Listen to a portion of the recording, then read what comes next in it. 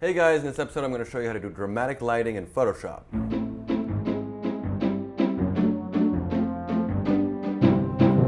Hey guys, welcome to Kelvin Designs. My name is Kelvin and I design, and that's why it's called Kelvin Designs. Click right here to subscribe to my YouTube channel and get all these episodes as they come out. And click right here to subscribe to my newsletter to get all the files to follow along all these tutorials. In this episode I'm going to show you how to do dramatic lighting in Photoshop. Here you can see the before and the after. Pretty dramatic change, and it's actually really simple. Let me show you. Okay, so once you've downloaded the file, it'll show up in a folder like this, and you have this JPEG, which you can open in Photoshop. All right, so it starts off as a color photo, and the first thing we're going to do actually is right-click on this and convert to Smart Object. This is so that we can apply filters and effects that don't actually change the actual pixels of the image. So the first thing we're going to do is go into Filter and do a Camera Raw filter. And it shows up right here. So let's start with go in here and convert to grayscale. So that's the fourth panel here. Convert to grayscale. And what we want to do is turn down the exposure by about 2.5 points. 2 to 2.5. This is, for me, the equivalent of turning off the lights. Sometimes in the highlights, turn that down so it's not quite as bright. Something like this. All right. So the purpose of this is to essentially say, okay, I'm turning off all the lights. I'm going to go ahead and just make the art just so it's a little bigger. And I'm basically pretending like I'm in this room and I turn off all the lights. And so that now whatever brush strokes I put are light that I'm adding to this scene. And granted, there is already some lights here and here. We're going to go ahead and add some more dramatic lighting. So the first thing we're going to do is go ahead and create a new group up here, and then a new layer in that group. Okay, and we can go ahead and double click this group and call it lights. Okay.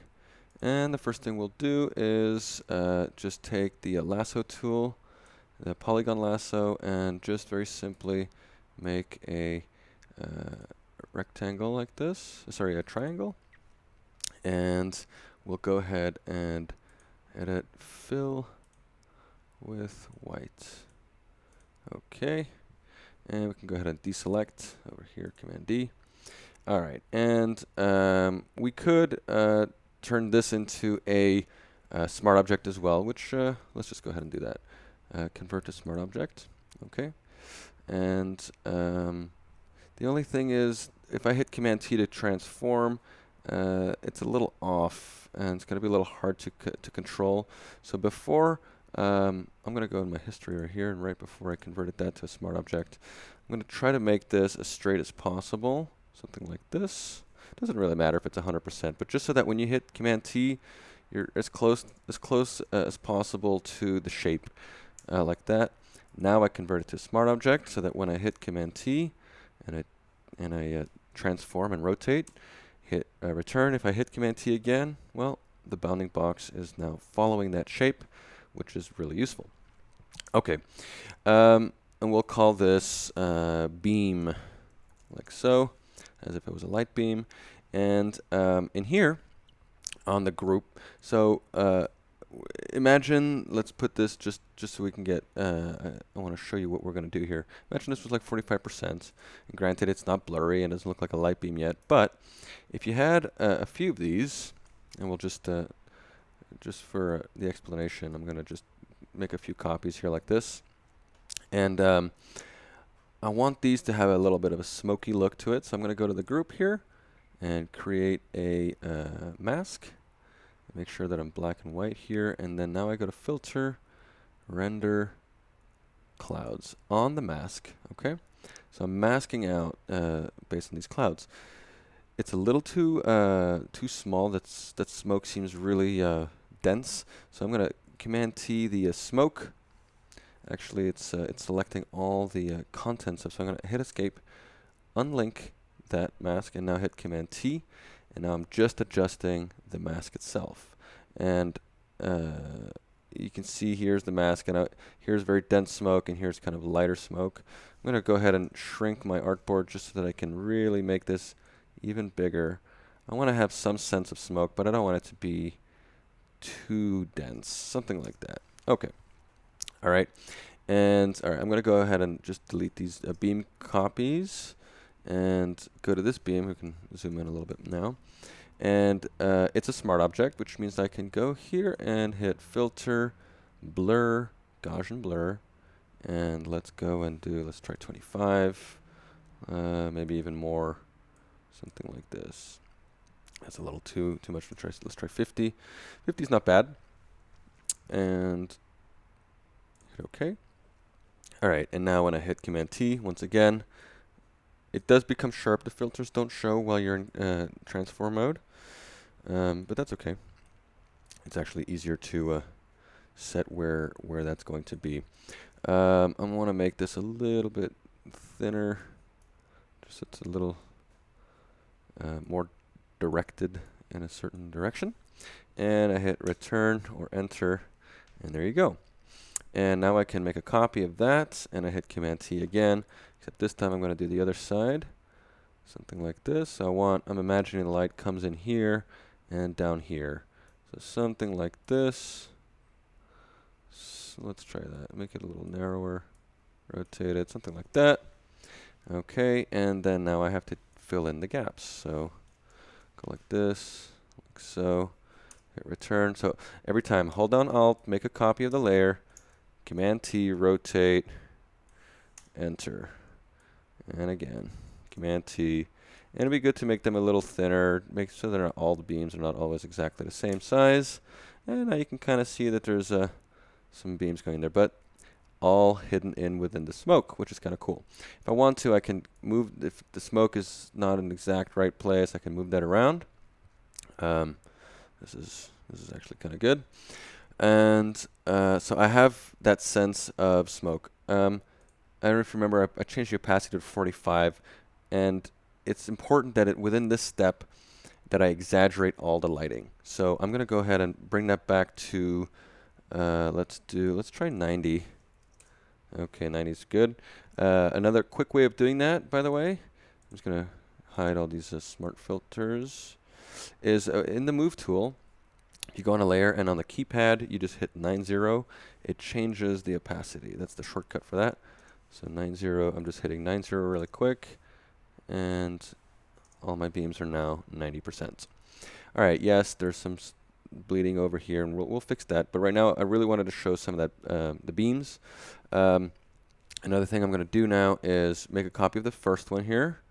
And let's go ahead and Command T that, make it a little bigger. Let's make this a little bit fatter, something like this. And I hit return.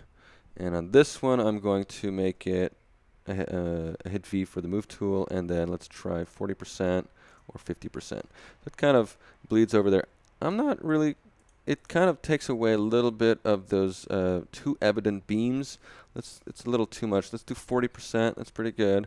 And now I can go ahead and make a copy and bring it something like this. Let's make it really fat like that.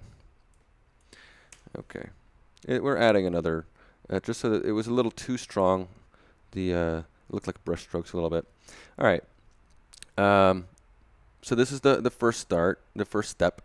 And let's go ahead and group all these. So select them, and then you can hit the little group button. And we'll call this left window, like so. And now let's go ahead and take the first one here, hold down the Alt to make a copy, and it brought it here. Let's bring it out of this group here, and let's make a new group. Put this, make sure this is inside, and call this right window. All right, so we're going to do this window here. Select that. All right, and let's do the first one, something like this. Let's make them a little narrower, something like that. Not too bad. Like I said, don't worry about bleeding over. We'll fix that in a moment. And then the other side, something like this. Maybe a little more, a little further, something like that. If you see that there's a corner, just stretch it out. It doesn't matter. All right, something like that. Maybe a little higher somewhere. There we go. Okay, and now I can fill in the gaps. Like so. A little bit. Let's move this one with arrow keys. Move it a little to the right. And then this one needs a rotation like so. Something like that. Take this one maybe a little thinner. Yep. Not bad. Okay. The gaps, these are a little strong. Let's I command click to go onto the one that I want to go onto. And let's make this one a little thicker so that the beams are not quite that pronounced. Okay, something like this. And I want the light to somewhat fade a little bit as it goes to here. So what I'm going to do is on this group that's within this group, the right window, I'm going to make a mask and go to the gradients tool. Make sure that the gradient I have is foreground to transparent. In this case, foreground is black. So if I click and drag my mouse from here to here, it's going to slowly fade. So that light kind of fades. That was a little too much. So either I change the opacity of my gradient, or which I prefer to do is zoom out a little bit and just use the gradient in a different way. There you go, something like that. Maybe a little bit over here. Oop, a little too much. Let's go and do it again. So, again, too much. Something like that. And let's go into left window. Do the same thing. Yep, a little strong there. And a little bit down here. Oop, too much. Just little touches. I don't want to go too strong. And then another thing is, I don't want to go past this. If it goes a little bit past, sure, but I don't want these weird lines. So I'm going to go ahead and make a little gradient right there. So there's a little glow, which is fine, but not too much. And same with this right here. Something like this. There we go. I can even take off a little bit there. Okay. Okay, so now we have those lights, and they're all within the smoke, which we could edit if we wanted to, but for now, I'm pretty happy with this. Okay, and then the other thing we're going to do is we're going to make some lens flares. So create a new layer, and go ahead and fill it. Edit, fill, right here, with black. Okay. And we're going to make this a smart object, put it in screen mode. And so black in screen mode is basically transparent. And now if you go and do a render lens flare, you'll see. So I'm trying to do it for this window, so I'm trying to do a similar direction. Something like this. Okay. 100 and it's 5300. That's the first lens flare. I hit OK, and then I'm going to go ahead and add another one, lens flare, and by default I'll say, do you want to edit the one you have or add one? My default is that I add one, and I'm going to go ahead and let's try these other ones. There's 35, 105, or the movie. I think the 105 is pretty good. Maybe 100 is too much. Let's do 80. Okay, so I'm adding more artifacts. Okay, and now I can take the move tool and move this. Granted, there's chopping happening, which I can fix in a moment. Something like this, and I want to, if I go to adjustments and hue saturation, I don't want any color in there, so just desaturate that completely. Okay, and again, this is a smart object, so it just became a effect. All right. And another thing that I like to do for this type of lighting is to Gaussian blur the lens flare. You'll see it looks like dust motes almost. 50 is maybe too high. Let's try 20. That's too little. Let's bring it up a little bit. Something like this. 20, 21, yeah, 30. Let's zoom out and see what we're dealing with. See those? I want to keep these lines, but I don't want all these. Some little spots is nice, but not too much. Once again, it's a smart filter, so I can always come back and, oh, I did too much or whatever. It's easy to change. So you see now I have this lens flare that's not quite as pronounced, and it just helps light this the scene. Granted, it needs a mask, so go ahead and mask. Go to my gradient, and I'm gonna say, let's take it from here. Hold down the Shift key to make it nice and straight, down to there, and a little further this way. Okay, oop, that was a little too much. And click and drag right there. Okay, I really want to give a sense of like there's a strong light coming from outside. It would be better not in the middle there, but on the right side, something like this. All right, the Gaussian blur, let's go back, double click Gaussian blur to edit that. Let's try 20, see what that gives us. Hit OK. And that didn't work out. Let's undo that. So by editing the Gaussian blur, it actually went in and edited the other effects, and it moved my point of lens flare. So it's important that when you do both lens flares, you don't move them in before you add them. That's a little unfortunate, but that's the way it is.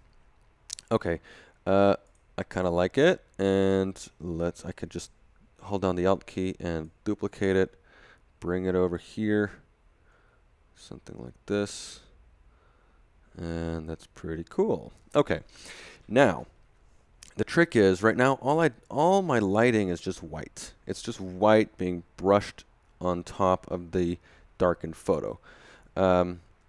Actually, before we get into the final step, there's one more thing I like to do, and let's just group these and call them what they are, the flares, and then we'll do another one, and we'll call this, let's just call them spots. And I go in here, I take a brush, it's just a round, simple brush. Let's make it 1500 pixels, 0 hardness, D for default colors, X for white on top. All right, and then I do a spot. Granted, it's big spot right now. V for move, and then Command T. What I'm trying to do at this point is just complexify the lighting a little bit. So I like to do that by starting with a perfectly round brush, rotating a little bit, and giving some kind of movement. So perspective is Command, Alt, and Shift. So I'm creating a perspective on this round brush. I can bring this down a little bit, and like this, and then make this quite a bit bigger. And it looks very intrusive right now, but you'll see in a moment.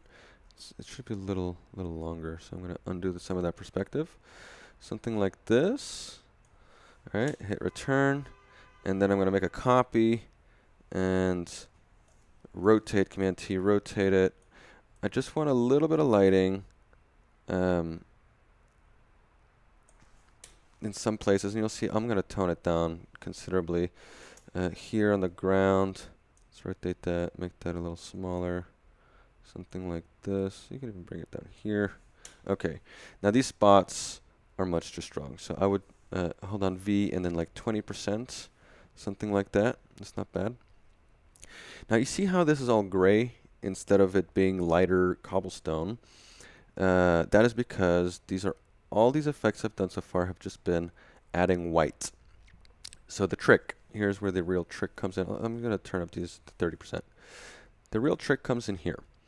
I go on top of the image that I started with, and I darkened it, and I make a new layer, and I hit D for default colors, and then Alt delete, which fills. The other way of filling that is just going edit, fill with black. All right. So what this does is it hides the image below and just shows me all the lighting effects that I have. So the clouded, beams, and the blurred out lens flares, my little light beams, and so on. And now when I go into channels and I hold down the Command key or Control on a PC, and I click on the RGB, it turns these pixels into a selection. So basically, I've converted this image that you see here into a selection. And to demonstrate what that looks like, you can go to Quick Mask and hide the RGB layer, and you'll see my selection is now everything that used to be white. Pretty simple. Okay, so I can go out of Quick Mask and go back to my layers, and let's go ahead and just group all the lighting effects right here. group that, double click it to call it lighting. And we can go ahead and hide this for now, and then this black layer is no longer needed for now. All right, and then I go here and I make a copy, okay, drag it down, go into the camera raw filter, and instead of plus 2.5, let's just start by doing 1. So I'm overexposing it by 1 step. We could even do 2. Let's just do 2 for now, and we can come back and play with this. Hit OK. And then the selection that I have, I turn it into a mask. Very simple. What did I do? I had, let's put the black over. I had a selection, and I turned it into a mask. And instead of adding white, I'm revealing an image of the same image that's overexposed. So as opposed to just adding white, I'm actually revealing pixels of what the image would have looked like had the lighting actually been like that. So that's a more natural way of showing that. And what's nice is I can go in here in the camera raw filter and add effects. So for example, I want a little less clarity in the lights. So I'm kind of making it a little bit fuzzier, which you can see here. So it makes that sort of like gleaming light effect.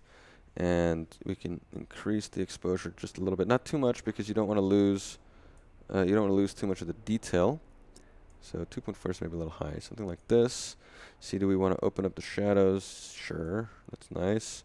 I like turning down the clarity because it gives that sort of a fuzzy, bright light feeling. So let's hit OK on that, and we can see.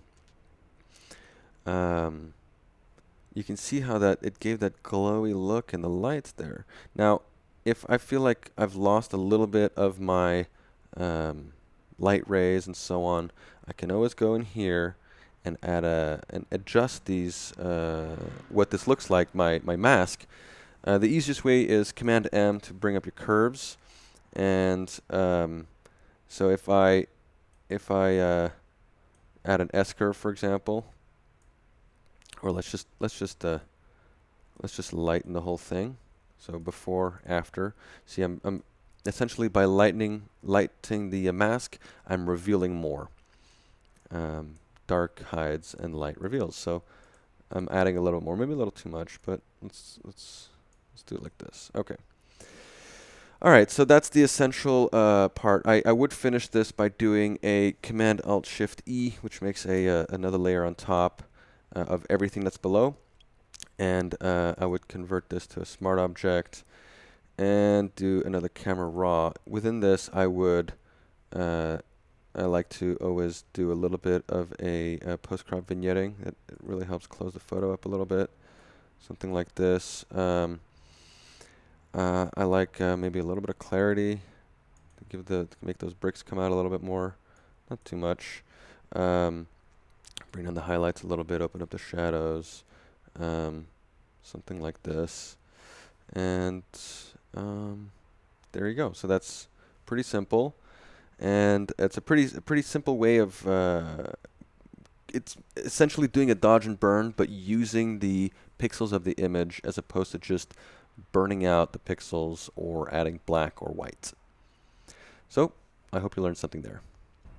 All right, guys, I hope you liked that episode. And if you did, please share it on Facebook or Google+, and leave a comment below if you want any other tutorials. I'll see you in the next episode.